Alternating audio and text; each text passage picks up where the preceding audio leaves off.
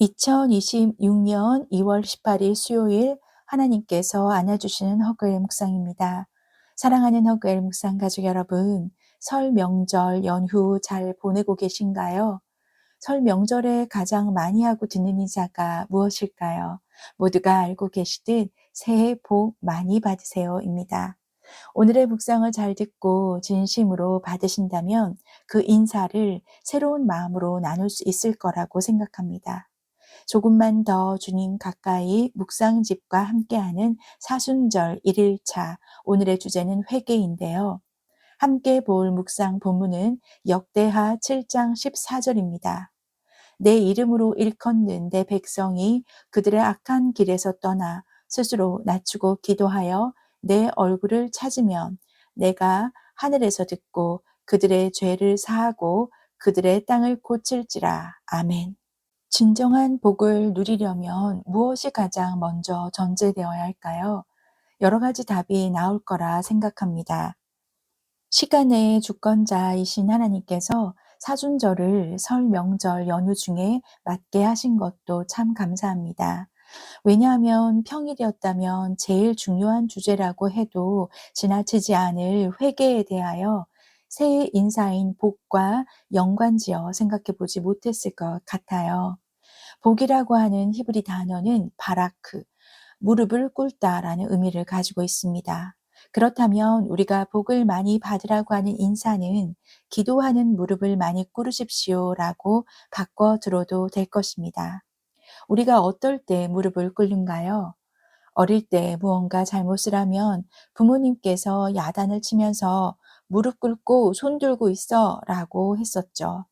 학교에서도 떠들고 뭔가 잘못했을 때 선생님께서 그렇게 벌을 세우기도 했었습니다. 생각해 보니 참 속 깊은 의미가 있는 신령한 자세였구나 싶습니다. 무릎을 꿇는다는 것은 내가 항복한다. 내가 당신보다 낮은 사람이다. 라는 것을 인정하는 겸손의 자세입니다. 바로 오늘 본문에서 스스로 낮추는 자세인 거죠. 하나님 앞에 온전히 순복하고 항복하는 자세가 무릎을 꿇는 것으로 묘사됩니다.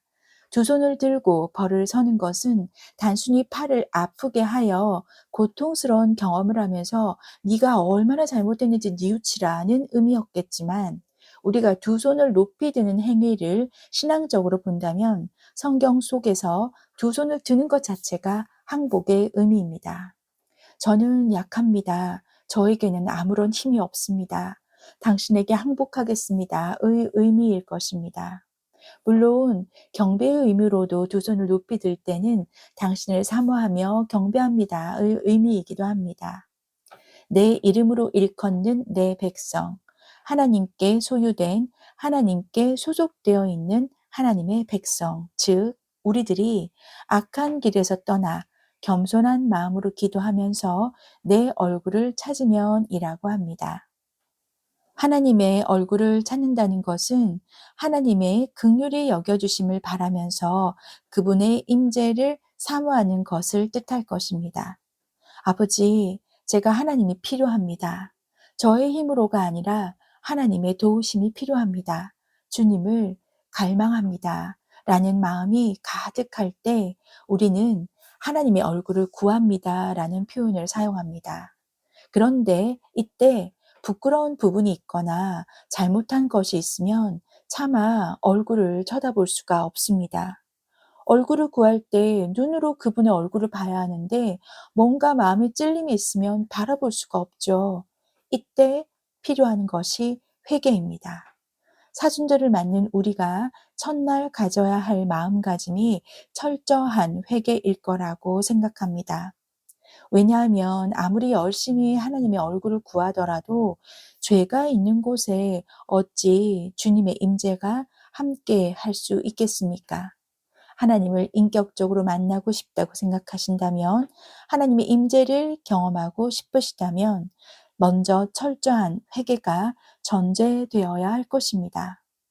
오물이 묻은 그릇에는 깨끗한 음식을 담지 않는 법이죠. 내가 죄인임을 깨닫는 것부터가 시작입니다.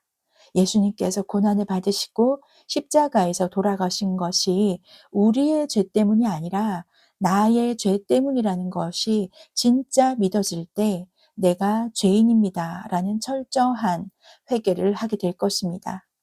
닭이 울기 전에 네가 나를 3번 부인할 것이란 얘기를 들은 베드로가 처음에는 믿지 않았겠지만 예수님의 말씀대로 실제로 자신이 주님을 모른다고 저주까지 하면서 부인했을 때 닭이 우는 소리를 듣고 도망가면서 예수님과 눈이 마주쳤을 그때의 베드로의 마음 말입니다. 얼마나 통곡하면서 자신의 형편없는 모습에 주님께 죄송했을까요? 내가 주님을 사랑하지 않는 것은 아닌데 그저 겁이 나고 무서웠던 비겁한 자신의 모습에 베드로가 가졌을 그 마음이 사순절의 첫날을 보내는 우리에게 필요한 회개의 시작일 것입니다. 그리고 또 중요한 것은요. 참된 회개가 단순히 잘못했음을 뉘우치는 것으로 끝나면 안 된다는 것입니다. 돌이키는 것까지 포함되어야 온전한 회개 기도를 하는 것입니다.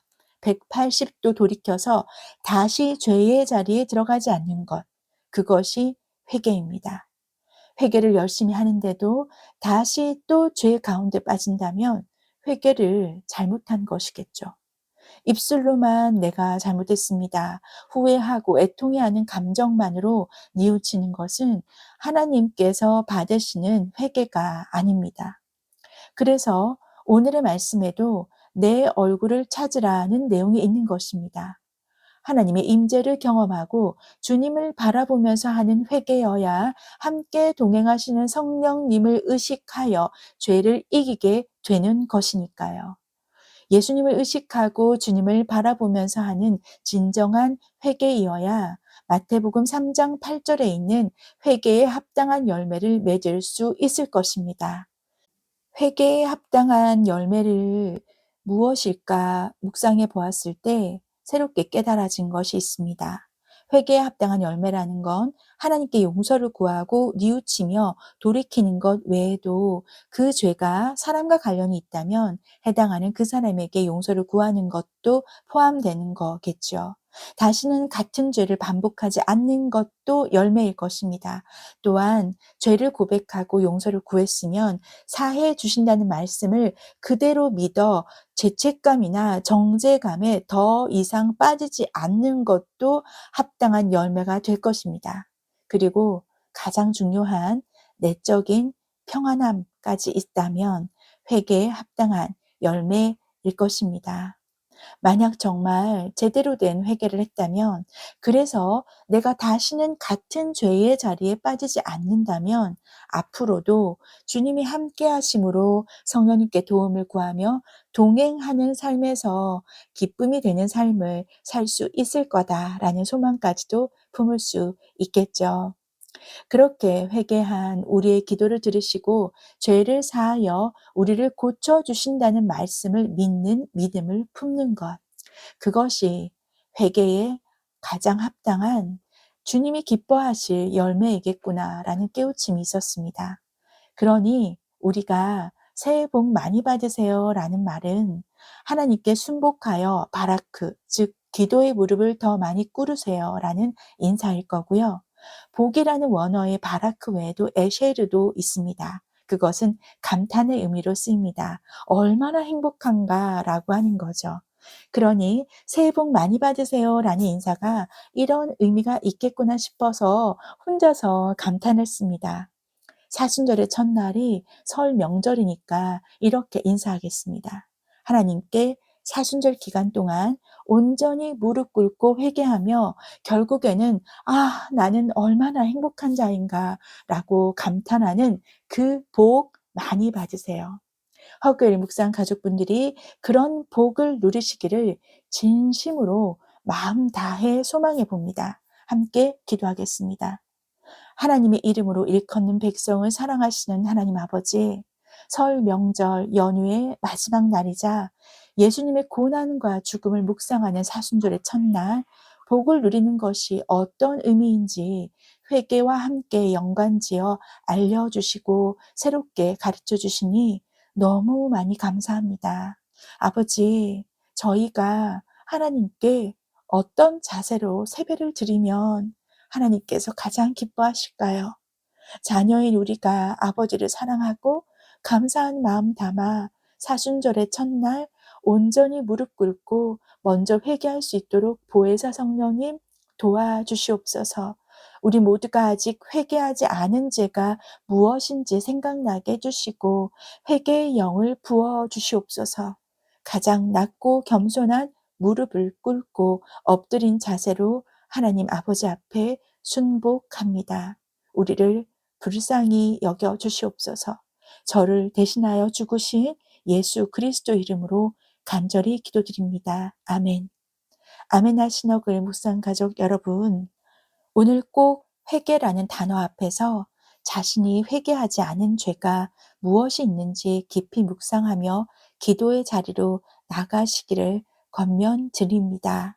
우리가 하나님께 세뱃돈을 용돈으로 드릴 수는 없지만 하나님께서 기뻐 받으실 그 회개의 겸손한 마음 오늘 하나님께 올려드리기를 원합니다. 오늘 묵상의 내용을 다시 담아 인사드립니다. 사랑하는 여러분, 새해 복 많이 받으십시오.